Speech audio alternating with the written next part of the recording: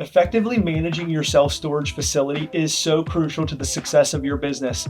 In today's episode, we are going to discuss, the customer experience and what do they see as they're moving in and how important is that to the process, as well as the revenue management and the day-to-day operational things that you need to be making sure you're doing if you're going to effectively manage your self-storage facility. So we're going to dive into that and much more in today's episode.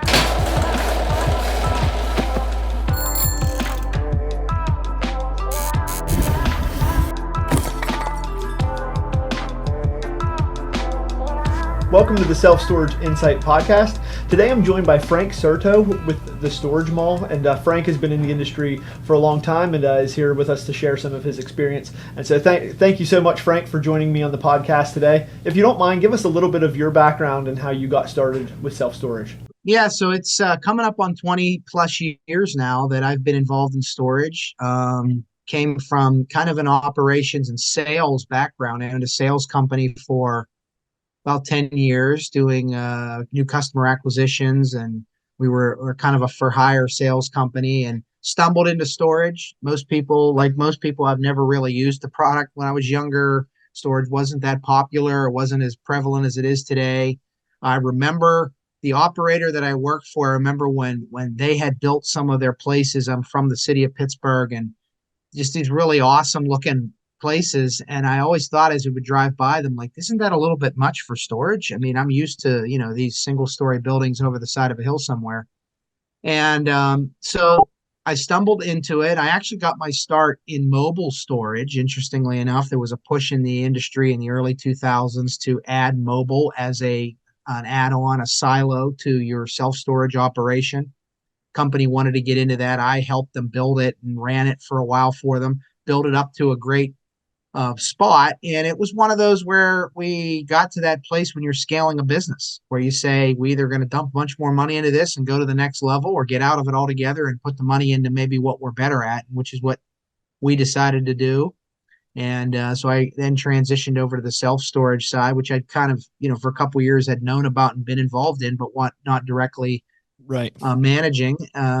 And it went from there. So I've worked for a couple different operators now, currently with an operator out of Rochester, an owner operator, and we've branched into third-party management, as so many in the industry have. We've got a huge portfolio today, some we own, many we manage.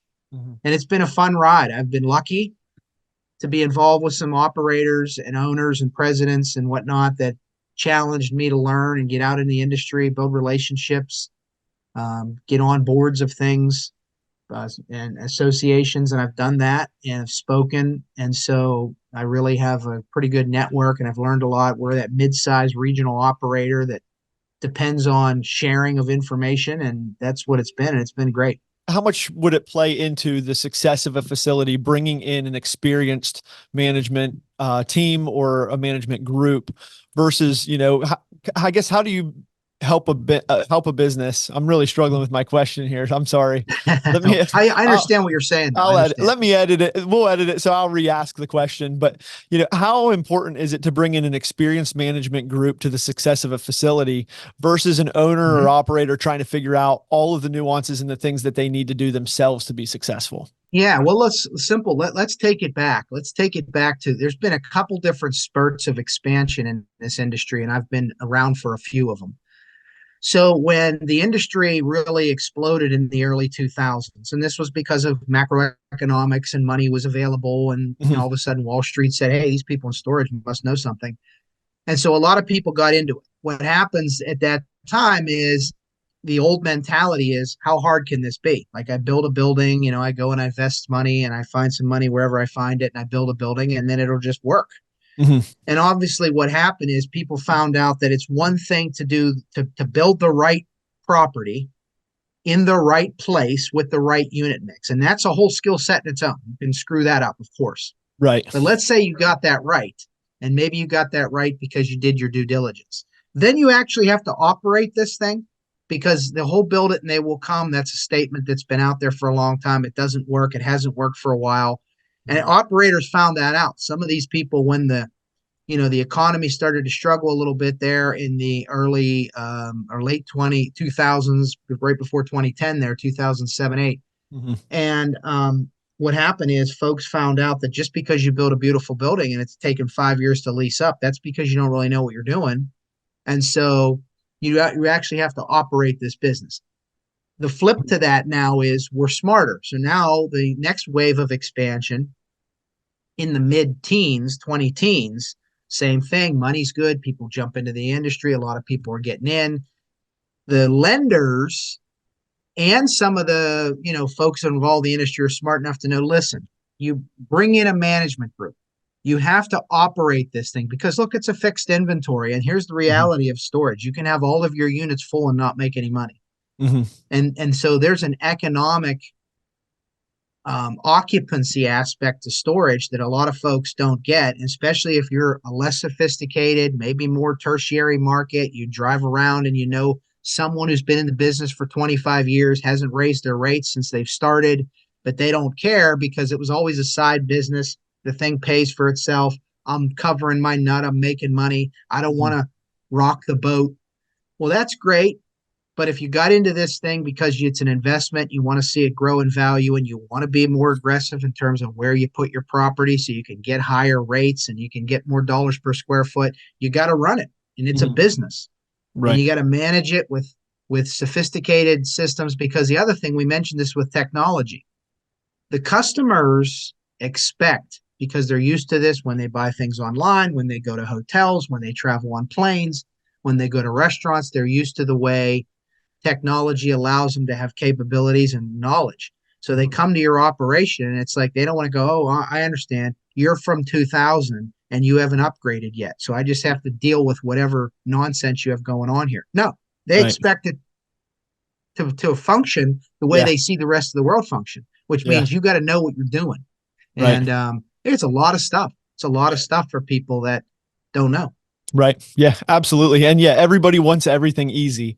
And so if you don't Yeah. have an easy process for moving in and getting the rentals and even collecting payments and all that stuff. I mean, just a quick story is like a facility right across the road from my office, where our business is. I needed just a little bit of extra storage. So I rented from them just to see how their process was. And, it was absolutely terrible, like an older, mom and pop type facility. I go in there to pay and to rent a unit, and I had to go get a check to put a security deposit down on this unit. Mm-hmm. Yeah. And then when I bring the check back for the rent and the security deposit, they're like, "Oh, it actually has to be in two separate checks because we have to deposit these in separate accounts." And so I ended up going in and out like three times till I finally got a 5x10 just to put Yeah. a desk and stuff in. I was like, "Man, you can't succeed that way with the mentality of how the market is today and the consumerism of I want to move in easy, I want to move in quick, I want it all automated." Yeah, that's exactly right. I mean, look, I understand that, being involved with the state association. Of course, we had all the bigger operators or instant members. We were always trying to get those mom and pops in the middle of the state and the northeast and west of Pittsburgh and Philadelphia to get in, because look, rising tide lifts all boats. A lot of those folks, they're pretty set in their ways, the way they do it, and frankly, it is not easy if you're not committed to running this property every day and getting to whether you want to go to the shows and learn this stuff, or you want to jump on podcasts like this, or you want to read the trade mags and really stay up on it. It's a lot of information and it changes all the time.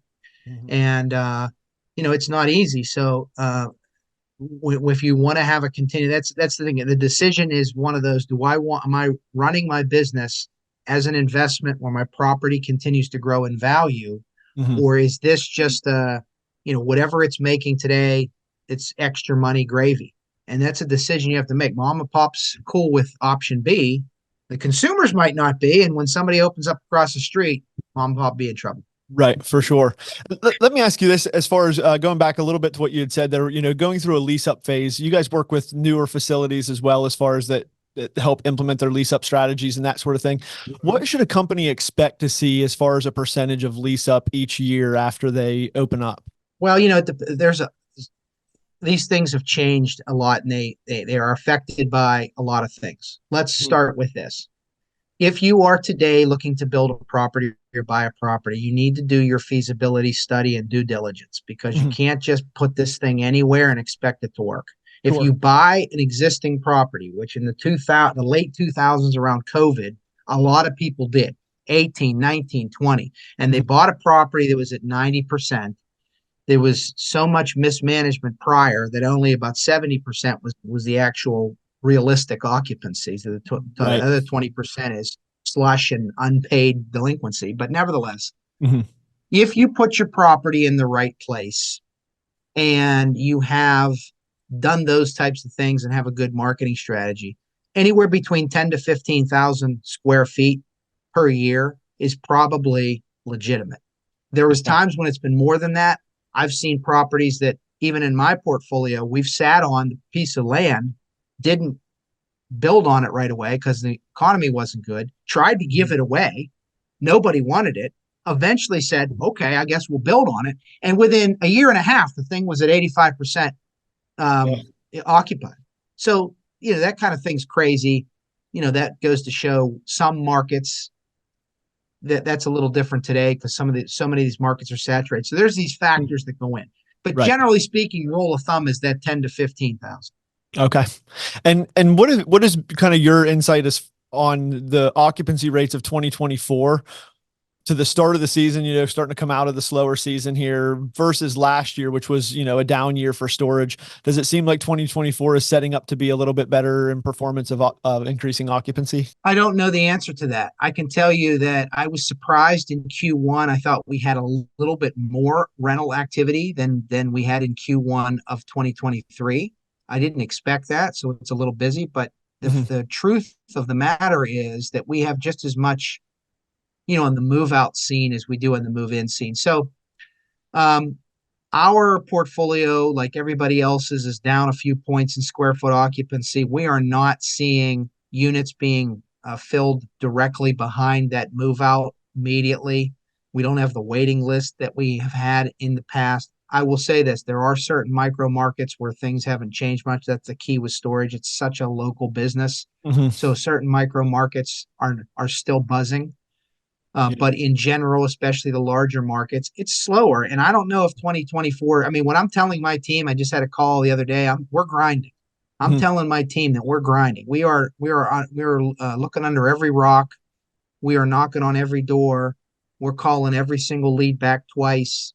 We're being more aggressive with some concessions right now. We're not really discounting our rates as much as we can avoid that because we really have this, again, economic occupancy Mhm. worry about the next customer coming in, replacing the customer that moved out, and the dollars being, underwater.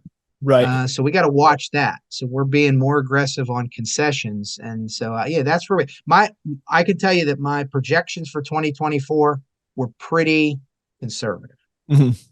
Yeah. And I think a lot of people's were just because there's a lot of uncertainty when you're coming out of, the boom that we saw through COVID years of how crazy everything was. And even, I'm going to be really curious to see the backlash that we see over the next 3 to 4 years from that as well, because I know of a bunch of people that put properties under contract that were getting into storage, specifically because of the gold rush to storage, that have no idea how to operate facilities.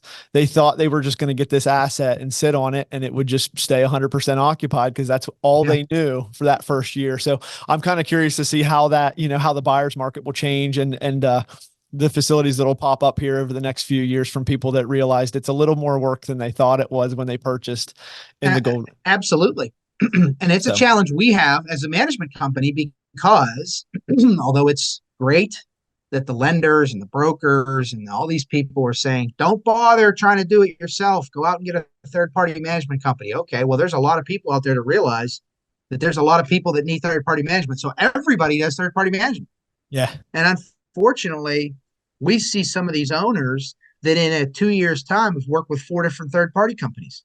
And they're Wow. bouncing all around trying to find because, the reality of their location is it's not going to stay at 90%. It's going Mhm. to go to 88%. It's going to go to 87%, whatever the number is.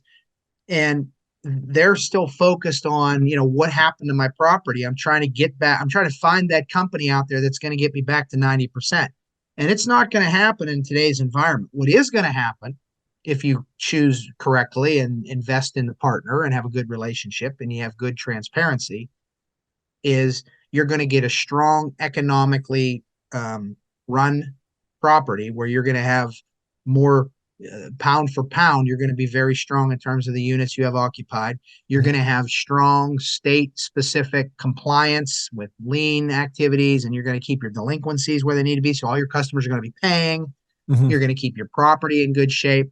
And then what happens is, as the economy turns and demand drives, and we see this cycle, now your property is it's been working out, it's strong, and it's ready and it's poised to grow 5% in occupancy or whatever that number happens to be.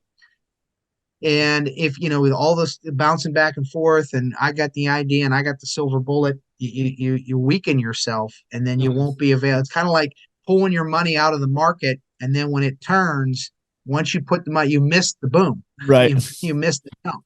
Yeah. So Absolutely. Well, let me ask you this question, and this wasn't one that I had sent over, so I don't know if you'll have an answer to this or not. But have you noticed a large increase in delinquencies due to the way the economy has been going over the last 24 months or so, or does that usually stay pretty flat regardless of the economic state? the potential is there. We haven't noticed it, but it's been a point of focus for us. Okay. Okay. It's not uncommon for me to take on a property, and we've taken on some that come at us with a couple store portfolio. I mean, really, it's been in the last year and a half, we've gone from like 20 stores to 60 stores. We're talking a lot of stores in a short period of time. Hmm.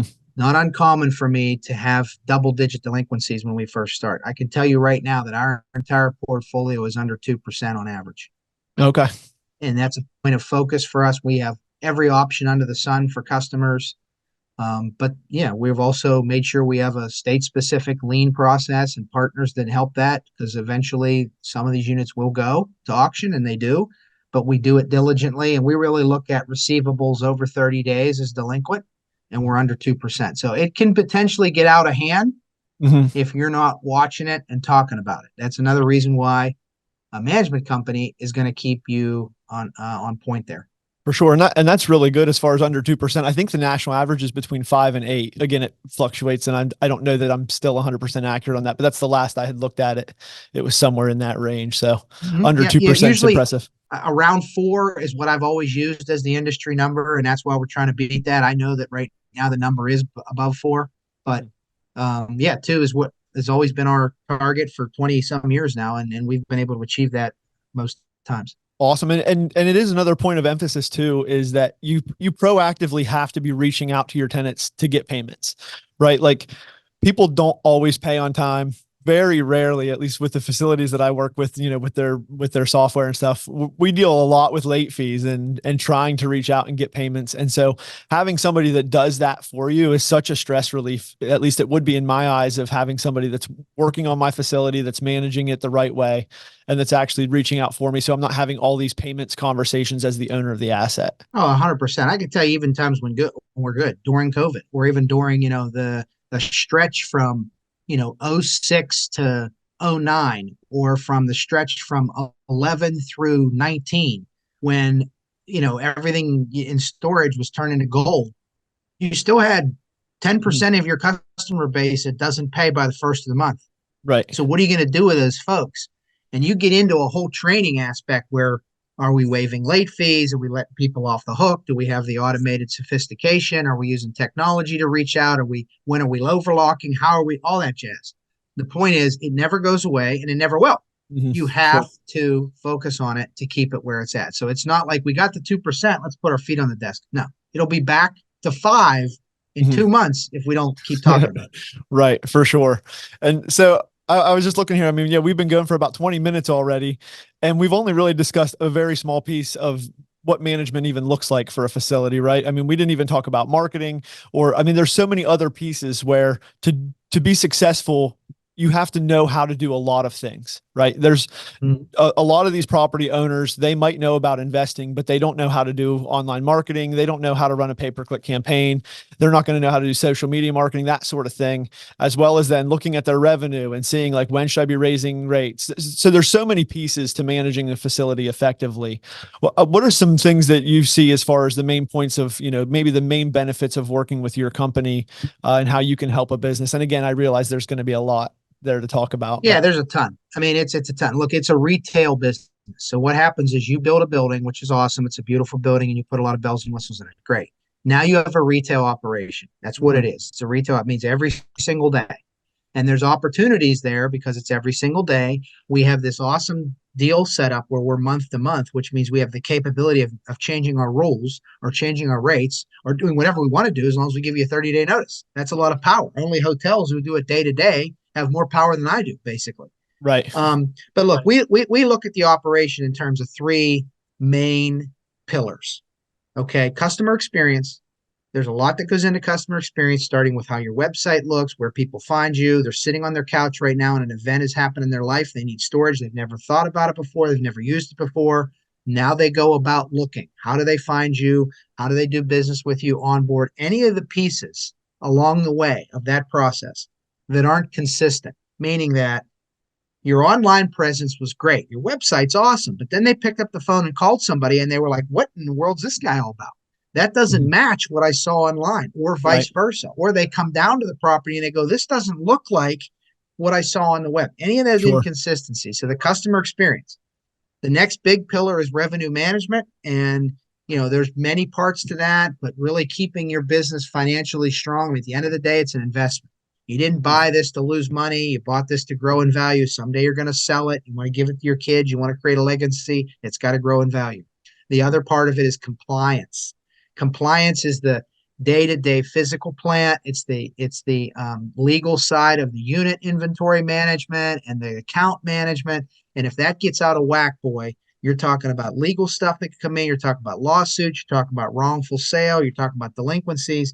Those three pillars are really, and of course, then you can talk about the back end accounting. That's another one. I'm talking about from an ops guy, Right. right? Those are what we're really Right. delivering on a daily basis to you. And as a company, we do your basic accounting and that kind of stuff too.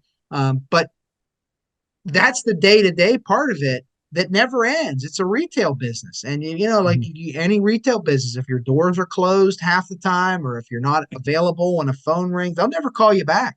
Mhm. And you'll Sure. get a reputation in the marketplace right away that this place doesn't know what it's doing. Mhm. And here's the great thing about storage. There's lots of great things, but this is what I talk about. It's a very transparent business.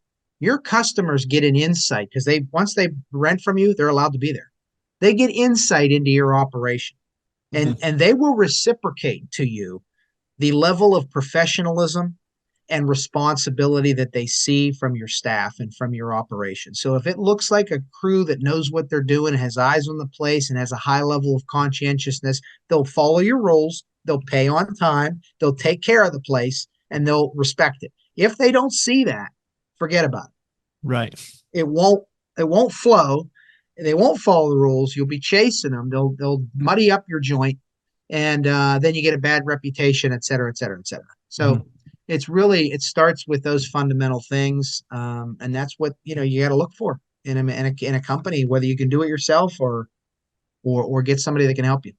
Yeah, for sure. All great points. And yeah, and that's just a little bit of what goes into managing the facility. I mean, you're still going to run into with all the maintenance and all the scheduling and that sort of thing is going to come up as well. And cleaning out units on move outs. And so there's just a whole lot of day-to-day things that happen within a facility that I think people getting into the industry might overlook and think it's just this box that I rent. The game has changed significantly as Big well time. with And I'm sure you're going to bring up remote, where at some point we'll talk about it. And that's like a new wave that everybody thinks remote's the greatest thing. There are management companies out there that'll spend just as much time on your podcast telling you, why do you need a manager?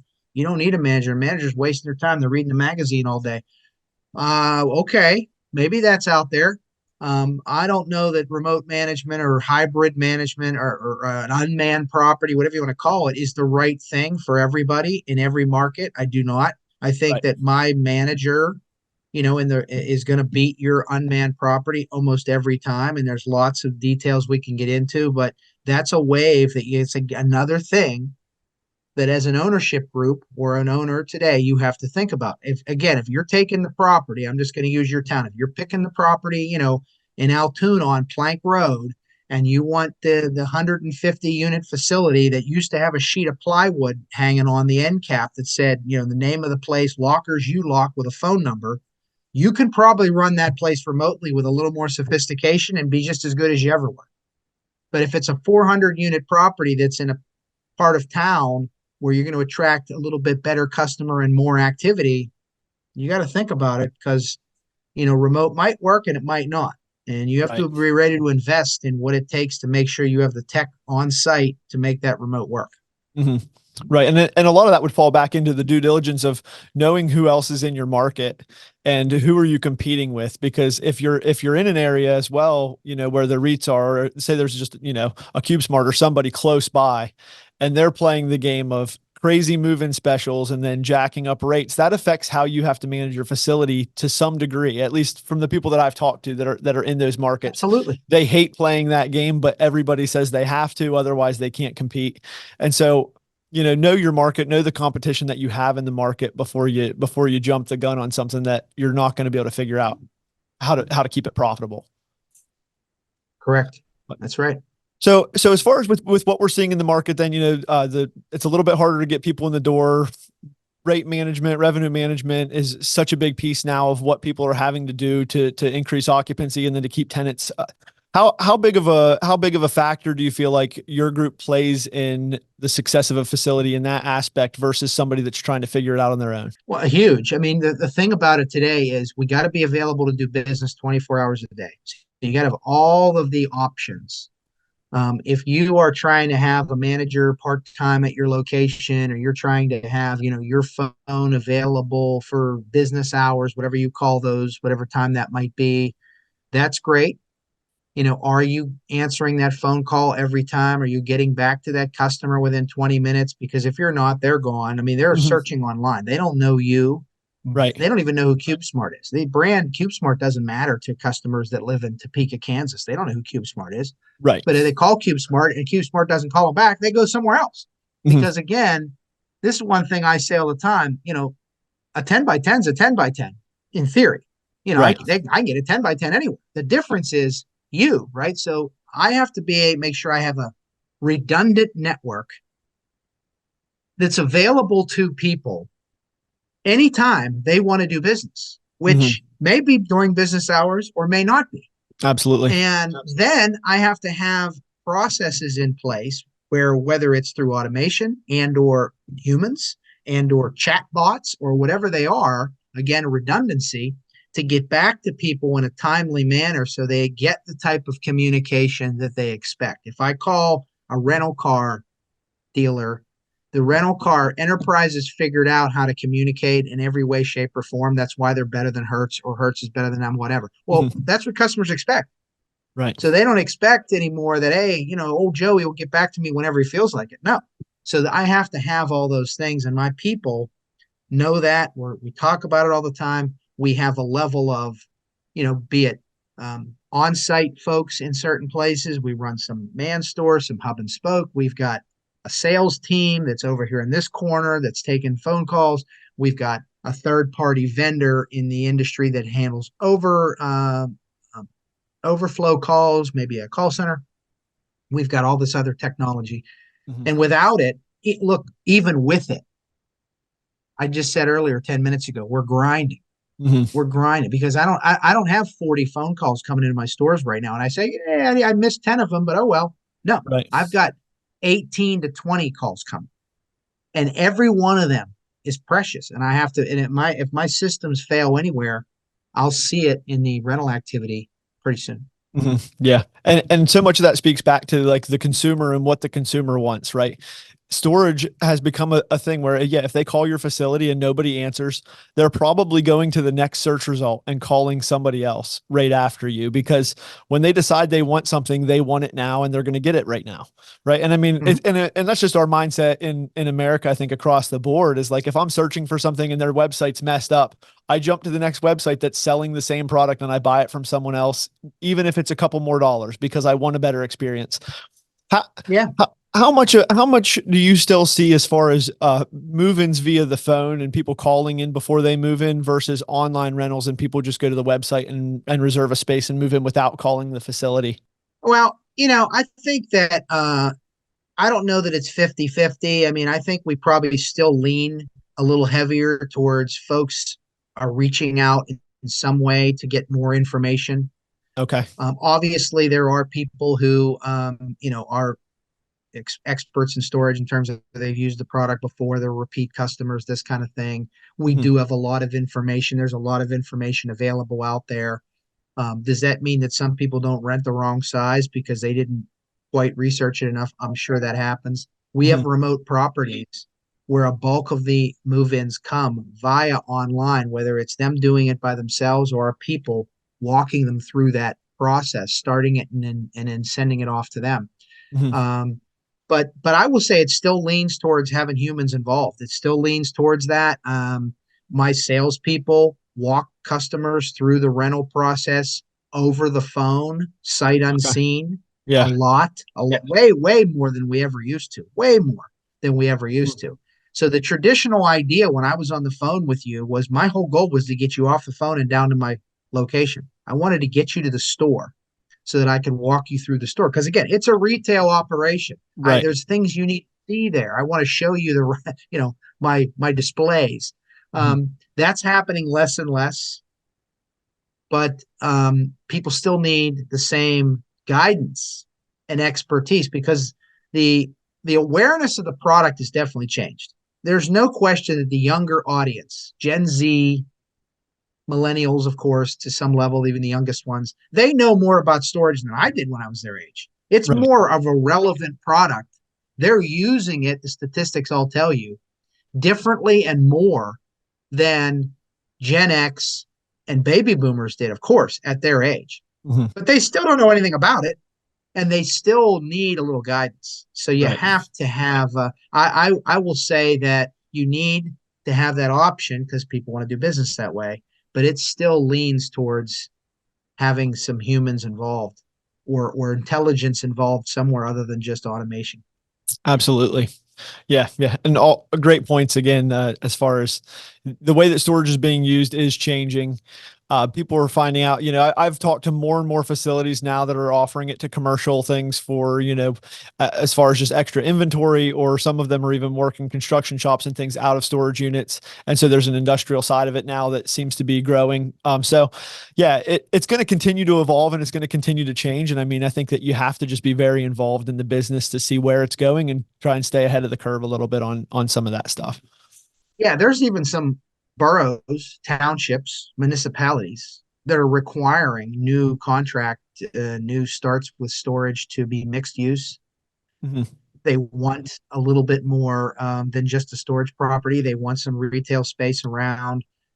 U-Haul and some of these other guys are buying up the big box stores. I know there's a couple, big operators or operators on the come that are doing that, converting these old big box retail Hmm. locations and things like that. That puts them dab right in the middle of a strip mall. So, okay. So, they may want to bring along some retail space with that. There are operators out there over the past that have had specialty space, whether they're contracting units like you're mentioning, various other styles.